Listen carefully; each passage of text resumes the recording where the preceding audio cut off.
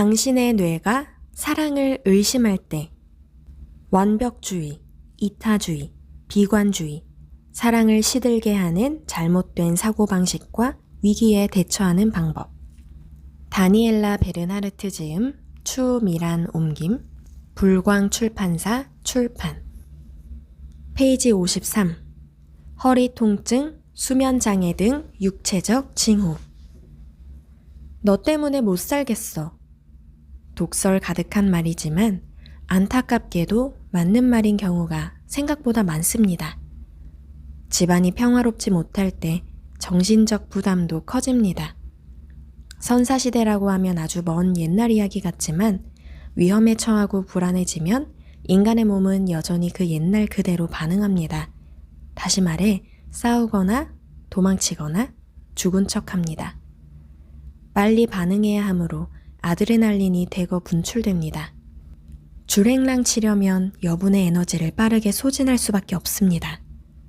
그런데 위급 상황용 아드레날린이 해결할 수 없을 정도라면 또 다른 방어기제가 작동되며 스트레스 호르몬인 코르티솔이 대거 분출됩니다. 코르티솔은 위험에도 불구하고 도망갈 수도 싸울 수도 없는 상태일 때, 그래서 완전히 상처받는 상태일 때 분출됩니다. 이때 우리 무의식은 자신이 죽느냐 사느냐의 상태에 있다고 생각합니다. 혈압이 치솟고 호흡이 얕아집니다. 코르티솔은 각성 효과도 있으므로 모든 감각이 날카로워지고 더없이 과민해집니다. 몸의 긴장감이 최고치에 달합니다. 그래야 위험에 금방 대처할 수 있기 때문입니다. 즉각적인 생존에 필요하지 않은 것들, 예를 들어 소화력, 면역력, 성욕 같은 몸의 기능들은 모두 중지됩니다. 정말로 위험한 짐승과 맞닥뜨린 경우라면 이런 스트레스 반응은 분명 도움이 됩니다. 하지만 그런 경우는 정말 드물죠. 그런데 일상에서 크고 작은 위험을 느끼는 것도 우리 몸에는 큰 부담입니다. 물어 뜯을 듯이 이빨을 드러내는 들짐승과 맞닥뜨린 것이든 노기 등등한 상사와 마주치는 것이든 목소리를 깔며 결혼기념일을 왜 또 잊어버렸냐고 실망 끝에 따지는 파트너를 봐야 하는 것이든 스트레스이긴 마찬가지입니다. 얼굴이 벌개지고 식은땀이 나고 맥박이 빠르게 뛰는 등의 증상은 우리 몸이 스트레스 모드로 전환되었음을 말해줍니다. 다른 사람이 아니라 우리 내면의 목소리가 우리를 무자비하게 꾸짖을 때도 마찬가지입니다. 나는 정말 왜 이렇게 멍청할까? 그걸 또 깜빡했어. 나는 늘 모든 걸 망쳐. 바깥의 누군가에 의해서든 자기 자신에 의해서든 심판받을 때 우리 몸은 언제나 똑같이 반응하고 똑같은 호르몬이 분출되며 그만큼 정신적, 육체적 안녕도 침해받습니다. 특히 고통받는 완벽주의자들. 스트레스 레벨은 놀랍게도 우리에게 일어난 일과는 관련이 거의 없습니다. 오히려 우리가 그 일에 어떻게 반응하느냐에 더 좌우되죠. 다시 말해 어떤 일에 대해 우리가 어떻게 평가하고 어떤 의미를 부여하느냐에 따라 스트레스 레벨이 결정됩니다. 정신과 의사이자 신경과학자인 빅터 프랭클도 우리를 곤란에 처하게 하는 것은 문제가 아니라 문제를 보는 우리의 시각이다 라고 했습니다. 내면의 주장과 요구가 많은 사람은 무엇이든 대충인 사람에 비해 매사에 더 많은 압박을 받습니다. 그러므로 완벽주의자는 일이 계획대로 되지 않을 때 특히 힘들게 됩니다. 초기의 징후들은 대개 인식조차 되지 않고 무시되기 쉽습니다. 그러다 후에 모든 것이 갑자기 무너지는 것 같은 느낌을 받기도 합니다. 에너지가 고갈되어 육체적 경고 신호가 무시하기 힘들 정도로 잦게 되면 그때서야 몸의 경직, 통증을 비롯한 다른 증상들을 의식합니다. 증상들은 매우 다양해서 사실 안 아픈 곳이 없다고 봐야 할 정도가 되죠. 특히 흔한 증상들을 살펴보면 다음과 같습니다. 허리, 어깨, 목의 경직과 통증, 두통, 편두통, 어지럼증, 이명, 청력 저하, 설사, 메스꺼움, 압박감, 근육 경련, 식욕 감퇴, 폭식, 그에 따른 체중 변화, 불안증, 공황증, 쓰라린 느낌, 창조력 저하. 집중력 저하, 기억력 저하, 만성 피로와 에너지 고갈, 심란함, 수면장애, 계속되는 고민, 신경증, 가슴 답답함, 고혈압, 부정맥, 잦은 맥박, 성욕 상실, 삶의 기쁨 상실, 일반적 감염증 및 피부 이상 빈도 증가, 커피, 설탕 혹은 알코올에 대한 욕구 증가. 역설적이지만 이 불쾌한 증상들에도 좋은 점은 있습니다. 우리는 늘 자신의 상태를 정당화하려 하기 때문에 우리 정신이 이런 증상들을 내보내는 것입니다. 이제 우리는 양심껏 이미 오래전에 해야 했을 일을 시작하며 에너지를 고갈시키는 일에 싫다고 대답해야 합니다. 여기에서 우리가 절대 간과하지 말아야 할 점이 하나 있습니다. 몸의 이상 증상은 분명 심신상관적일 수 있지만 그렇다고 착각은 아닙니다. 정신이 힘들 때 몸도 아프게 되어 있습니다. 그러므로 정신만이 아니라 우리 몸도 적당히 보살펴야 합니다. 여러분의 직관이 하는 말을 주의해서 듣고 여러분의 직관이 보내는 증상들을 진지하게 받아들여야 합니다. 신뢰할 수 있는 의사와 상담한 후 건강검진을 제대로 받아보세요. 빠르면 빠를수록 좋습니다. 매사에 똑똑하던 사람도 사랑하는 사람과의 관계 때문에 병들었음을 너무 늦게 알아차리고 자신의 목매함에 뒤늦게 놀라는 경우가 많습니다. 허리 통증의 원인을 사무실 의자로 돌리는 것이 파트너와의 관계가 통증을 불러왔다고 말하는 것보다 더 편할 테니까 말입니다. 이미 이 심각한 단계에 와 있는지 아닌지 잘 모르겠다면 다음의 테스트가 도움이 될 것입니다. 여러분이 지금 번아웃의 어느 단계에 와 있는지 알려주는 테스트입니다.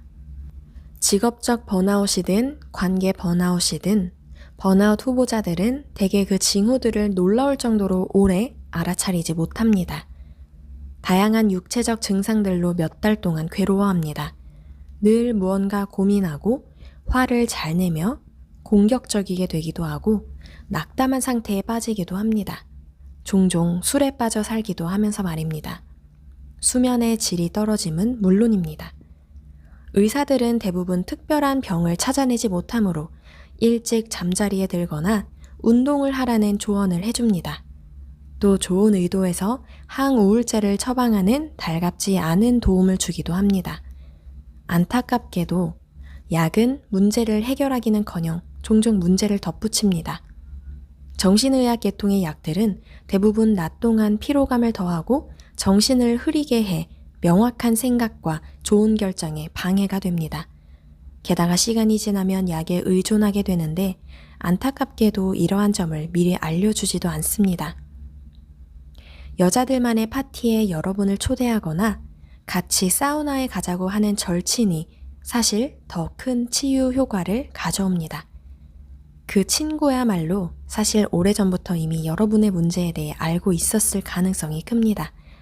하지만 그 불편한 진실을 말할 용기를 내지 못했을 것입니다. 물론 문제를 전혀 알아채지 못했을 수도 있죠. 아마 여러분이 이 책을 읽고 있다는 것은 여러분의 관계가 정말 아무 문제 없는지에 대해 이미 의문이 생겼다는 의미일 것입니다. 그런 의문이 적절한 것인지 아닌지, 여러분이 관계 번아웃에 있는지, 아니면 모든 것이 좋은 상태에 있는지 다음 테스트로 알게 될 것입니다. 이 테스트에 최소한 30분은 들이기 바랍니다. 자신의 목소리를 열린 마음으로 진심을 다해 들어보세요. 여러분의 감정과 행동 양식을 제대로 그리고 때로는 비판적으로 들여다보는 것이 마지막에 예, 아니오 수를 세는 것보다 더 중요합니다. 자, 준비가 되셨다면 이제부터 번아웃 자가 테스트를 한번 해보겠습니다. 펜이 있으시면 펜으로 한번 적어보시고 종이와 펜이 없으신 분은 핸드폰 메모장에 한번 예, 아니오를 체크해서 확인을 해보시면 될 것 같습니다. 1번. 기꺼이 혼자이고 싶은가요?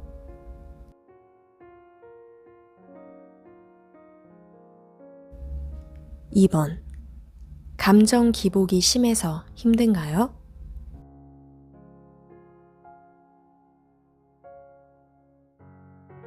3번. 내면의 동요로 자주 괴로운가요? 4번. 최근에 무슨 일이든 집중하기가 어려운가요? 5번.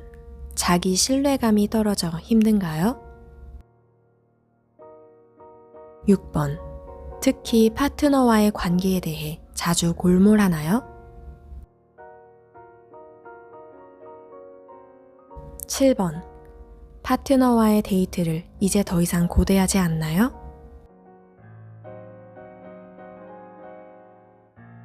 8번. 사랑하는 사람과의 삶이 어쩐지 무겁게 느껴지나요? 9번. 자신의 문제보다 다른 사람의 문제를 해결하는 게 더 쉬운 것 같나요?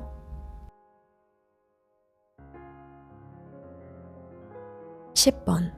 완벽주의 경향이 있고 다른 사람에게 시키기보다 직접 해야 안심하는 성향인가요?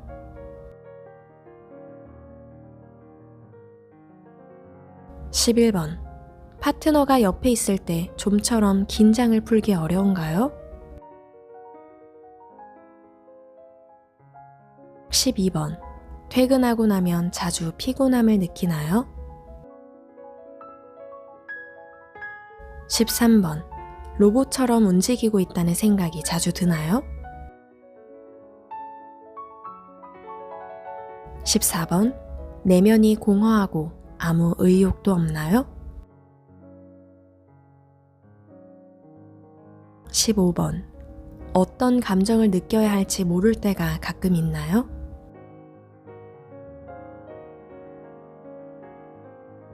16번. 파트너와 종일 같이 보내야 할 때 아무 의욕이 없나요? 17번. 가끔 모든 것이 아무 의미 없어 보이나요? 18번.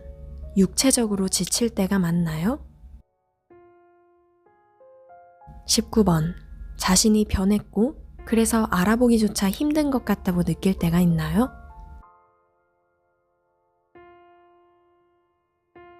20번. 파트너가 하는 말을 전혀 듣지 않나요? 21번. 파트너의 생각 혹은 그가 여러분에게 원하는 것을 전혀 이해하지 못할 때가 많나요?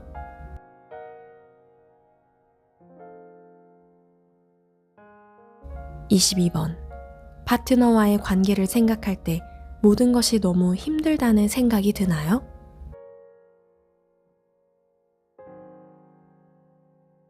23번. 파트너에게 부쩍 화를 잘 내고 불친절하게 대하나요?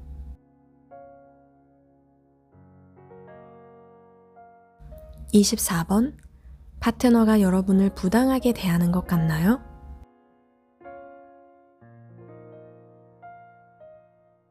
25번. 여러분이 파트너를 얼마나 사랑하는지 보여주기가 어려운가요?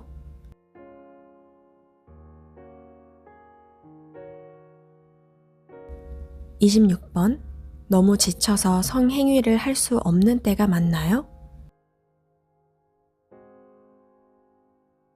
27번. 몸 여기저기가 자주 아픈가요? 28번. 이전보다 파트너에 대한 관심이 떨어졌나요? 29번. 더 이상 이대로 지낼 수 없을 것 같은 느낌이 드나요?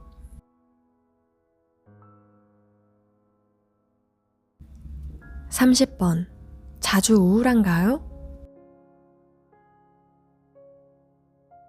31번. 둘이 보내는 시간이 아주 적나요?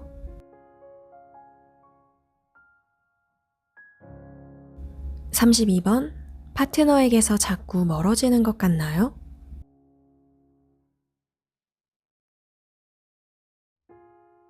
33번. 파트너와의 관계가 다시 행복해질 거라는 희망을 잃게 되었나요?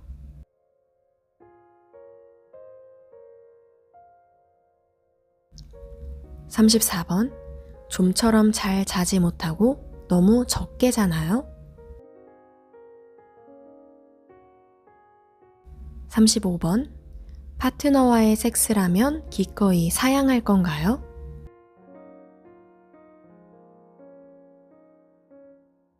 36번. 파트너에게 자주 신경질을 내거나 공격적이게 되나요?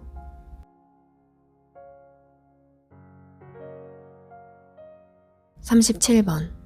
파트너가 여러분을 너무 도와주지 않는 것 같나요? 38번. 파트너에게 좋은 말을 해주기보다 비판하기가 더 쉬운가요? 39번. 퇴근 후에 집으로 가기가 싫은가요? 40번. 파트너와 함께 웃을 일이 거의 없나요? 41번. 파트너가 노력해도 현재로서는 받아줄 생각이 없나요?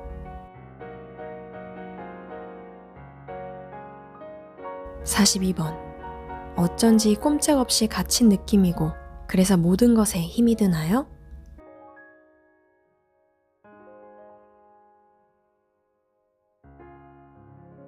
43번. 습관적으로 움직이고만 있는 것 같나요?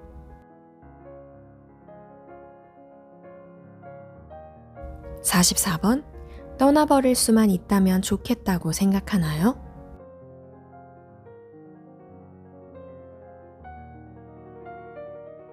'이 질문들에 솔직하고 정직하게만 대답한다면 그 결과의 해석은 어렵지 않습니다. 네라고 대답한 수가 많을수록 번아웃 위험이 높은 것입니다. 이제 다시 한번 정확히 세어보세요. 네라고 대답한 항목이 몇 개인가요? 이 결과에 대한 해석은 아래 글에 댓글로 제가 남겨드리도록 하겠습니다. 한번 체크를 해보시고 몇 개에 해당하는지 개수를 세어서 제가 남겨드린 글을 한번 읽어보면서 자가 진단을 해보시고요. 만약에 번아웃 상태가 좀 심각하다 하시는 분들은 이 책을 한번 읽어보시는 것도 진짜 도움이 많이 되실 것 같아요. 이 책도 제가 종종 말씀드리는 것처럼 많은 부분들을 다 낭독하고 싶을 정도로 부분 중요한 내용들이 굉장히 많거든요. 그래서 제가 한 부분만 꼬집어서 읽어드리기가 조금 어려울 것 같아서 오늘은 관계에 있어서 번아웃 상태인지 아닌지 자가 진단을 해볼 수 있는 파트를 구성을 해서 영상을 찍었고요. 관심 있으신 분들은 이 책을 한번 읽어보시기를 추천해 드립니다. 그럼 오늘 영상은 여기서 마칠게요.